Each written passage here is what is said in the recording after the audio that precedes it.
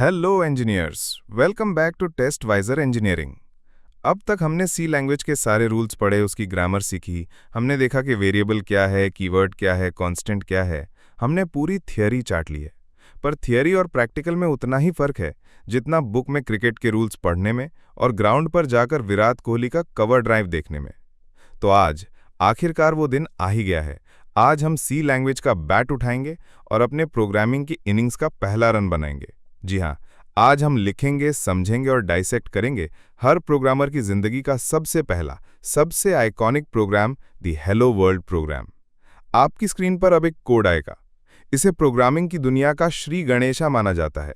#include stdio.h, int main curly braces, printf hello world semicolon, return 0 semicolon, curly braces। बस सिर्फ 5 line. हाँ जी, सिर्फ 5 line. पर इन 5 lines में सी प्रोग्रामिंग का पूरा सार, पूरी आत्मा छुपी हुई है।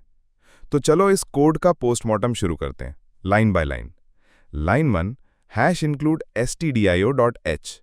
ये लाइन सी प्रोग्राम का दिमाग है और इस लाइन को समझने के लिए हमें मिलना पड़ेगा प्री प्रोसेसर से।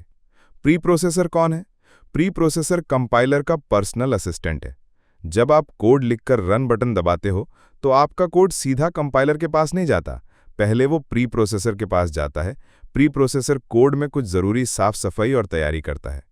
इसका सबसे इंपॉर्टेंट काम है हैश से शुरू होने वाली लाइंस को हैंडल करना। इन्हें प्री प्रोसेसर डायरेक्टिव्स कहते हैं। यहाँ #include एक डायरेक्टिव है। एनालॉजी: सोचो आपको एक प्रोजेक्ट बनाना है। आपको कुछ चार्ट्स की जरूरत है जो आपके दोस्त के पास एक फाइल में रखे हैं। आप क्या करोगे? आप उस फाइल को अपने प्रोजेक्ट में इंक्लूड कर लोगे ताकि आप उसके चार्ट्स यूज कर सको। यहां भी वही हो रहा है। stdio.h एक फाइल है।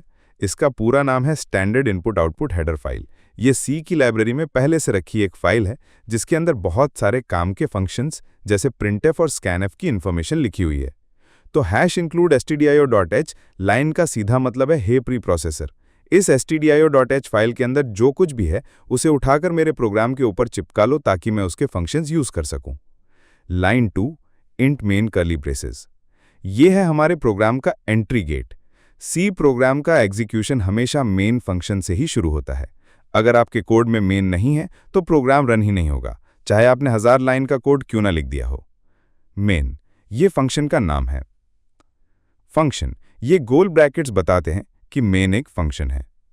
इंट, ये है इस फंक्शन का रिटर्न टाइप।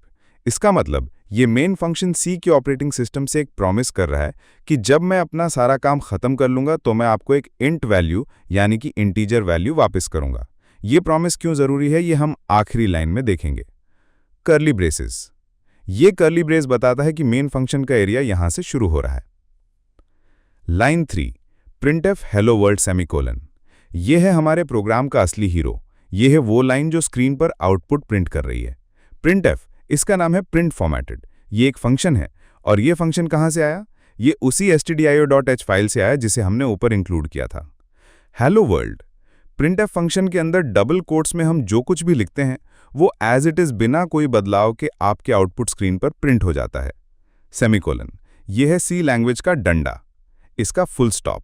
हर सी स्टेटमेंट के एंड में सेमीकोलन लगाना जरूरी है। अगर ये भूल गए तो कंपाइलर बहुत बुरा मान जाएगा और एरर दे देगा। Line 4 return 0। याद है इंट मेन ने एक प्रॉमिस किया था कि वो एक इंटीजर वैल्यू रिटर्न करेगा। ये लाइन उसी प्रॉमिस को पूरा कर रही है।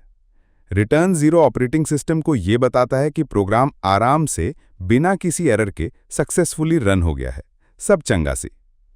अगर यहाँ 0 की जगह कोई और नंबर जैसे 1 या -1 रिटर्न होता तो इसका मतलब होता कि प्रोग्राम में कुछ गड़बड़ हुई है।